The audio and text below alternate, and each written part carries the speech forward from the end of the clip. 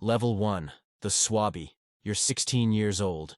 You were a tailor's apprentice in Port Royal, until a press gang from a merchant ship threw you in the brig. Then, pirates took the ship. They offered you a choice: join them or be cast adrift. You chose to live. They call you a SWABBIE. You're the lowest of the low. Your day is an endless cycle of back-breaking labor. You scrub the decks, clean the cannons, and empty the crew's chamber pots. You eat last, and you eat what's left, usually a biscuit crawling with weevils and a rancid piece of salted pork. You have no say, no rights. You are invisible. The other pirates, men with scars and missing teeth, look through you. You learn to be silent, to be quick, to anticipate the needs of the crew before they are voiced. You see the violence, the casual cruelty. A man is flogged for stealing a sip of rum. Another is thrown overboard for cheating at cards. You learn the rules of this floating hell, and you learn to survive. The first night, you sleep on the bare deck, curled against a cannon. The wood is hard and damp with sea spray. You hear the waves, the creaking of the ship, the snoring of hardened men. You think of your mother, your warm bed, your old life. But that life is gone now.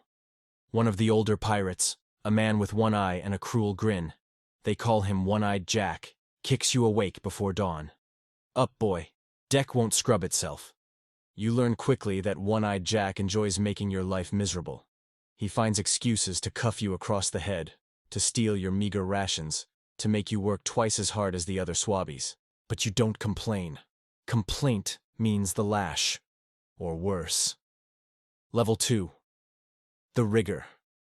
A year has passed. You've survived. You're no longer the scrawny boy who was dragged aboard. You've learned the ship, every rope, every knot, every sail. You are a rigger. Your life is lived in the sky, 100 feet above the deck. You are one of the daredevils who climb the masts in storms, who unfurl the sails to catch the wind, who keep the ship moving. The work is terrifying, but it is also liberating. Up here, you are away from the filth and the squalor of the lower decks. You see the world as a pirate sees it, a vast, open expanse of possibility. You are no longer invisible. You are part of the machine. You get a larger share of the plunder, a few silver coins. You learn to fight, to use a cutlass and a pistol. You are no longer just a survivor. You are becoming a pirate. During a storm off the coast of Hispaniola, a wave nearly sweeps you from the rigging. You cling to the ropes, your fingers raw and bleeding, the wind screaming in your ears. For a moment you think this is it. This is how you die, but you don't let go. You climb down, soaked and shaking, and the crew cheers. They pass you a bottle of rum. You take a long drink, and for the first time since you were pressed, you smile. Even One-Eyed Jack nods at you, a grudging respect in his single eye. Level 3, the gunner. You are 20 years old. You have a scar on your cheek and a fire in your eyes. You are a gunner. You are a master of the ship's most deadly weapons. You know the difference between chain shot for tearing down masts and grape shot for tearing through flesh. You command a crew of 6 men. Your word is law on the gun deck. When the lookout screams, "Sail ho!" your heart pounds with a mixture of fear and exhilaration. This is the moment of truth. You are the one who delivers the broadside, the thunderous volley of iron and fire that cripples your prey. You feel the ship shudder with the force of the recoil. You see the enemy's mast splinter and fall. You hear the screams of the wounded. And you feel a surge of power, a brutal, intoxicating power that you have never known before. Your first kill happens during a raid on a Spanish galleon. A soldier charges you with a sword. You fire your pistol. The ball catches him in the chest. He falls, his eyes wide with shock. You stand over him, watching him die. You feel nothing. No guilt, no remorse. You have become what this life demands. The gold you take from that galleon is more money than you would have made in 10 years as a tailor. You buy yourself a fine coat, a better pistol, and a silver ring. You are no longer poor. You are no longer powerless. Level 4. The Quartermaster. You are the Quartermaster. You are the second most powerful man on the ship. The captain commands in battle, but you command in all other matters. You are the voice of the crew. You are the one who distributes the rations, the rum, and the plunder. You are the law. You settle disputes, you punish the lazy, and you ensure that every man gets his fair share. You are a leader, not through fear, but through respect. You have proven yourself to be fair, to be just, to be a true brother of the coast. The crew trusts you. They look to you for guidance. The captain may be the head of this beast, but you are its heart. When a young SWABBIE is caught stealing from another man's share, the crew looks to you for judgment. The traditional punishment is death. But you see yourself in that boy's eyes, desperate, hungry, scared. You order him flogged instead. 10 lashes, harsh but fair. The crew respects your mercy. The boy survives, and he becomes fiercely loyal to you. You have power now, real power. Men follow your orders, they seek your counsel. Even One-Eyed Jack, now old and bitter, treats you with wary respect. Level 5.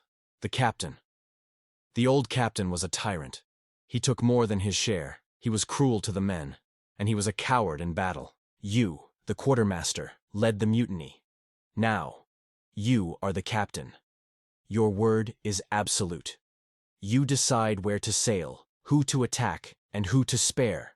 You are the master of your own destiny, and the destiny of every man on this ship. You have a fleet of captured vessels, a treasure chest overflowing with gold and jewels, and a name that strikes fear into the hearts of merchants and governors alike. You are a legend, but you are also a prisoner. You are a prisoner of your own reputation, of the constant threat of mutiny, of the ever-present danger of the gallows. You sleep with a pistol under your pillow. You trust no one completely. You are the king of this small, floating kingdom, but you know that your reign could end at any moment, with a knife in the back or a cannonball from a naval frigate. You have 3 ships under your command now. You fly a black flag with a white skull. Merchants surrender at the sight of it. You divide your plunder fairly. You never take more than your single share. This is why your men follow you. This is why they would die for you.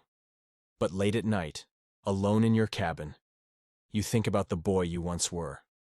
The tailor's apprentice with clean hands and simple dreams. That boy is dead. You killed him. The sea took him. Level 6. The end. You are 35 years old. You have survived for 2 decades in a world where most men don't last 2 years. You have amassed a fortune that could buy you a kingdom. But you have lost everything else. Your youth, your friends, your soul.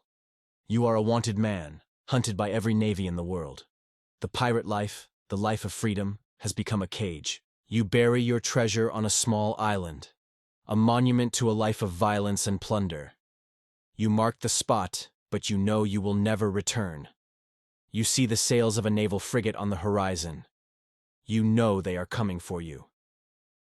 You have 2 choices: a final, bloody battle or the hangman's noose. You draw your cutlass. You smile.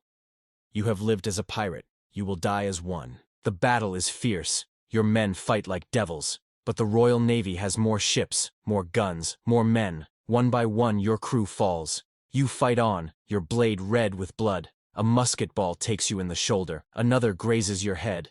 You fall to the deck, vision blurring.